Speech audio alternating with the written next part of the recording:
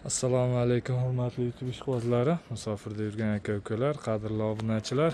Mana bugun navbatdagi darvozamizda Toshkent viloyati To'ytepa tumaniga olib kelib o'rnatdik. Eniga 4.15, bo'yiga 3.15 razmerga bo'lgan bu darvozamiz 1 kvadrat metri 900 ming so'mdan, ofshi summasi 11 800 ming so'mga olib kelib o'rnatildi. Bu darvozamizda materiallari haqida qisqacha ma'lumot berib o'tsak, stoykalari 10 ga 5 shiviller bo'ldi. Ikkovi yoni tagi shiviller. Tepasi profil bo'ldi. O'rtadagi stoykasi ham 10 ga 5 profil, uchlik stenada bo'ldi. Darvozamiz ichidagi profillari 6 ga 4, 1,5 lik stenada, listlari 2 lik listda bo'ldi. Nejvinkalari oq nejvinkadan. Mana juda baquvvat, juda chiroyli holda o'rnatildi darvozamiz.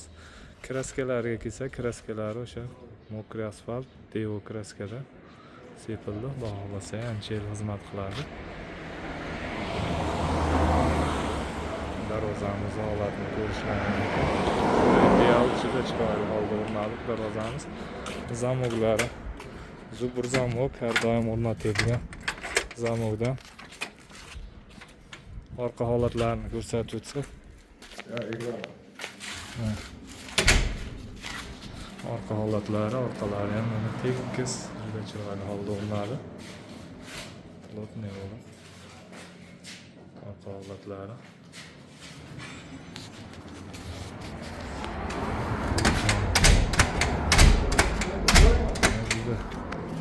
Ortiqcha shumkasi yo'q, shovqin yo'q, juda chiroyli holda chiqdi darvozamizdan.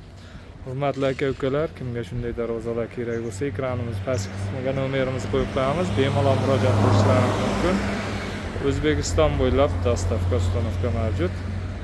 Hamda kanalimizga yangi bo'lsalaring, like tugmachasini bosib, obuna bo'lishni unutmanglar. Bo'lmasa keyingi videolarimizni ham ko'rib borsalaring, kraska sepish, o'rnatish jarayonlarini qo'yib borishga harakat qilamiz.